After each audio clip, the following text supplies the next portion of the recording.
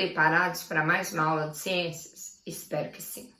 Na aula passada, nós estudamos o capítulo 6, onde vem falando sobre um jeito de se virar no ambiente. Os seres vivos, eles se adaptam ao ambiente, eles têm que sobreviver ao ambiente. E, através disso, ele busca maneiras de estar sobrevivendo. Então, hoje, nós vamos corrigir os exercícios do capítulo 6. Só uma coisa muito importante, olha só, antes da gente começar a nossa correção. Eu espero que vocês estejam acompanhando o conteúdo, estejam estudando, fazendo as atividades que são propostas. Por quê?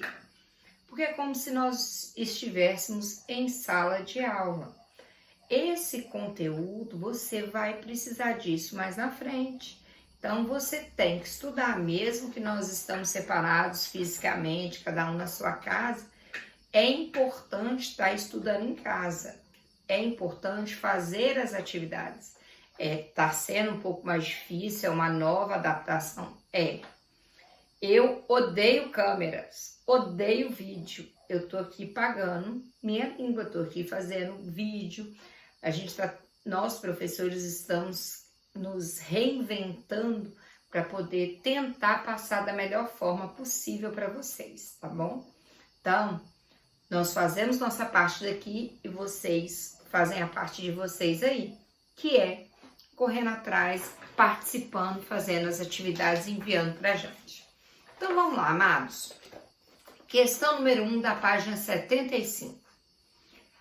Presas e predadores parecem manter um número constante em um ambiente em equilíbrio.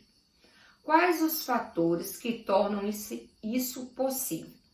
Então, a gente tem presas e tem predadores e parece que ambos estão o quê? Em equilíbrio. Do que isso acontece? Quais os fatores? O principal fator é a adaptação. Os seres vivos, eles têm uma capacidade tremenda de se adaptar. Os seres vivos se adaptam para conseguir fugir dos predadores. Ele se adapta para conseguir alimento. Ele se adapta para fazer acasalamento. Então, os seres vivos, eles têm alto poder de adaptação. E isso garante a sobrevivência. Então, como é que vai ficar aí no livrinho de vocês? Vai ficar: adaptação é a capacidade de se esconder nesse ambiente. Presas geralmente dispõem de várias estratégias para se esconder. As presas, elas são excelentes na arte de esconder. Ela adora brincar de esconde-esconde.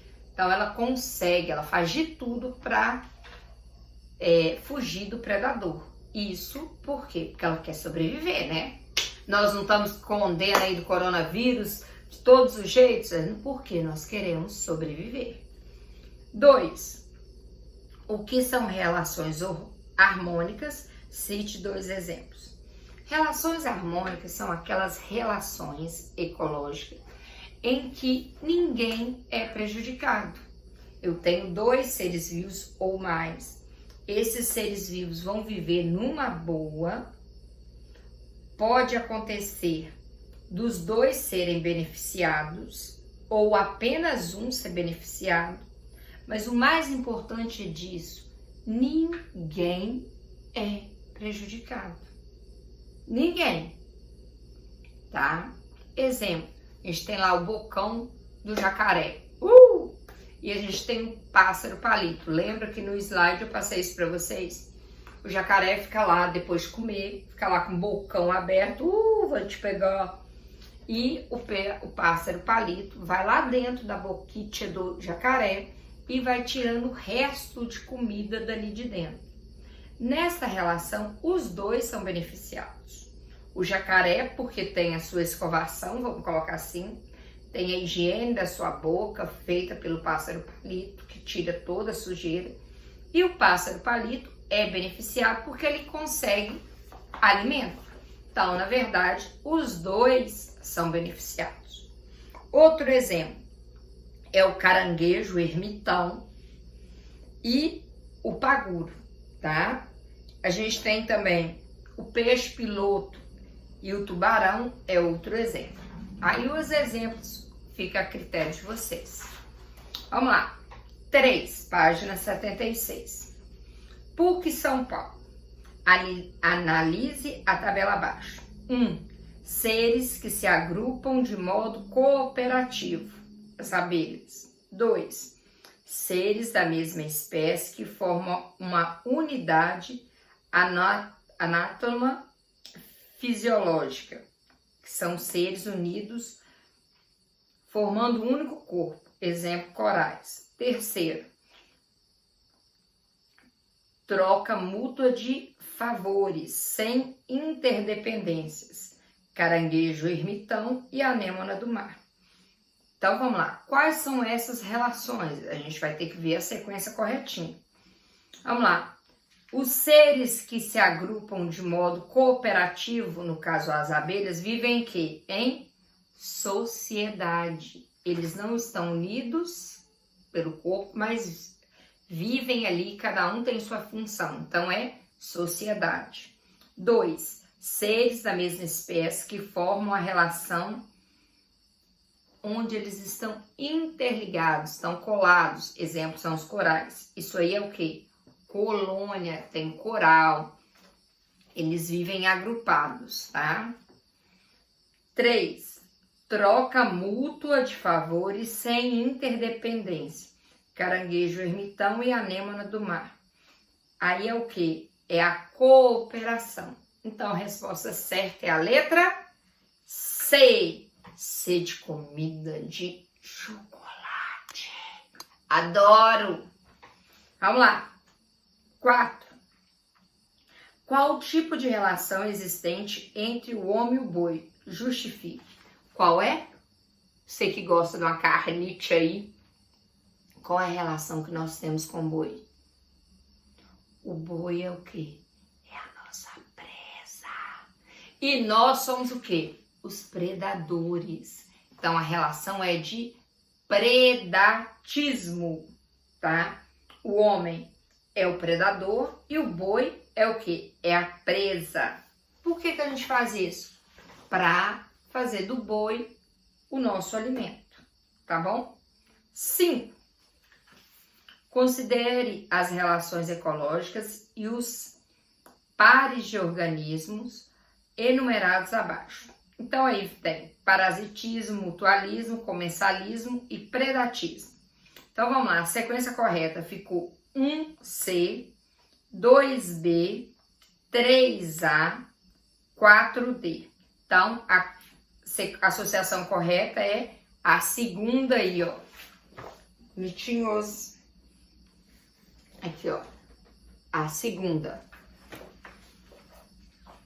6. Complete as frases. O piolho vive no couro cabeludo das pessoas, alimentando-se de células mortas. Porém, quando não há resíduos de células mortas, eles começam a atacar a pele.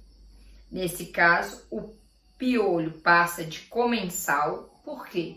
Até então ele não prejudicava o ser humano. Então ele tinha uma relação de comensalismo.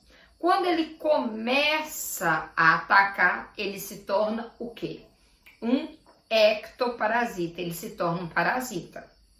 Porque ele começa a atacar o ser humano. Ele começa a sugar o sangue. A pessoa está com piolhos é o quê? É um hospedeiro. Então ficou comensal, ectoparasita e hospedeiro. 7. Como se caracterizam as relações desarmônicas? De exemplo, as relações desarmônicas são aquelas em que alguém sai no prejuízo. Um dos lados, um dos seres vivos, acaba sendo prejudicado, acaba ficando no prejuízo, tá? Então, vamos lá, a resposta. São associações de seres vivos em que ocorrem prejuízo para pelo menos um dos envolvidos. Exemplo, o pernilongo ser humano. Você tá lá quietinho, pernilongo vem e te pica. Alguém sai no prejuízo. Quem sai no prejuízo somos nós, porque ele tá retirando o sangue. Mas quando a gente mata ele, quem sai no prejuízo foi ele. Outro exemplo, a lombriga e o cachorro, o carrapato e o boi, o carrapato ou até o carrapato e os seres humanos, quem sai no prejuízo somos nós. Vamos lá? Página 79. Vamos lá. Qual é o elemento que possibilita a um ser vivo sobreviver às condições hostis em determinado ambiente? O que é isso? O que faz um ser vivo conseguir sobreviver em um ambiente que não é favorável? Nós já falamos isso antes. É o quê?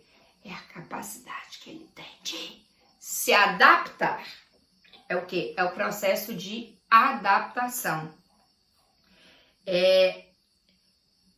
Os seres vivos vão se adaptar para quê? Para sobreviver no ambiente.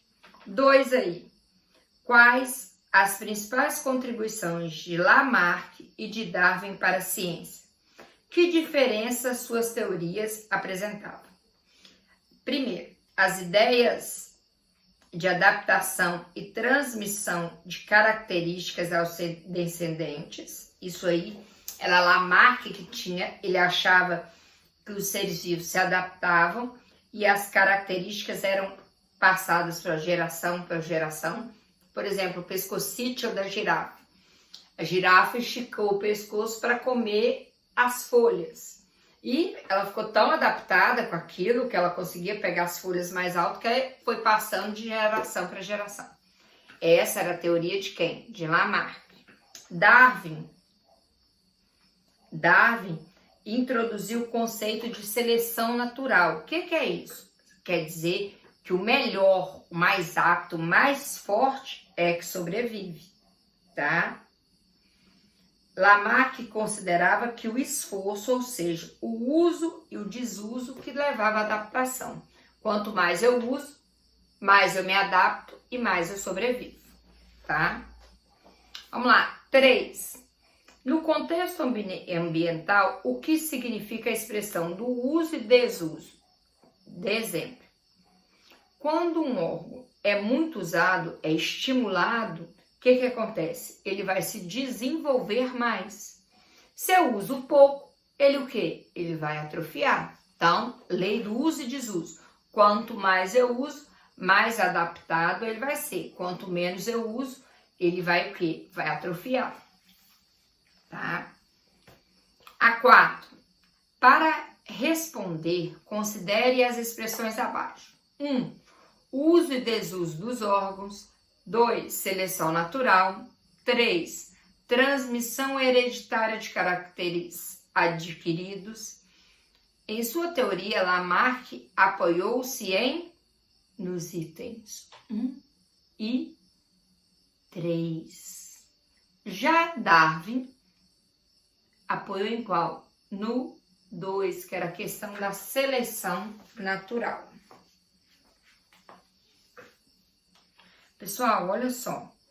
O que eu quero que vocês façam para mim? Nós terminamos aí o capítulo 6. E eu preparei uma lista de exercícios, se não me engano, são 7 exercícios que vão estar anexados aí na aula. É uma lista com atividades. Tem aberta e fechada, mas a maioria é fechada. O que você vai fazer? Infelizmente, a gente não tem como tá impressa essa folha para vocês. Vocês vão copiar para mim no cadernito e vão responder para mim, tá? São questões a respeito do capítulo 6. Então, você vai sentar aí agora, hoje, nossa aulinha é um pouco mais longa, então você vai pegar e vai fazer isso. Vai pegar agora o seu cadernito bonitinho, o seu livro, e vai abrir aí no Eclass a parte onde está falando, tem um arquivo sobre os exercícios. Você vai abrir esse arquivo, vai copiar e responder as questões, tá bom? faça direitinho, faça com calma. Você tá treinando isso aí, você tá fixando o conteúdo, tá bom? Queridos, beijo grande. Fiquem com Deus, que o Senhor Jesus continue abençoando vocês, tá bom? Saudade tremenda de vocês, tá? Saudade mesmo, do fundo do coração. Essa quarentena não tá sendo fácil ficar longe de vocês. Eu sou muito assim, eu gosto de contato. Tenho essa cara brava, brigo e tal, mas eu gosto de vocês. Eu estou sentindo muita saudade de vocês, tá bom? Beijo grande. Fiquem com Deus e vamos orar para isso tudo passar logo, tá bom? Não esqueça dos cuidados básicos, tá? Lavar as mãos entre os dedos, tá? Não sair de casa, usa a máscara se for sair, evite, tá? Pessoas com grupo de risco, para a gente não passar a doença para eles. Vamos cuidar, tá bom? Isso tudo vai passar logo e em breve vamos estar juntinho, tá bom? Fiquem com Deus e um bom dia.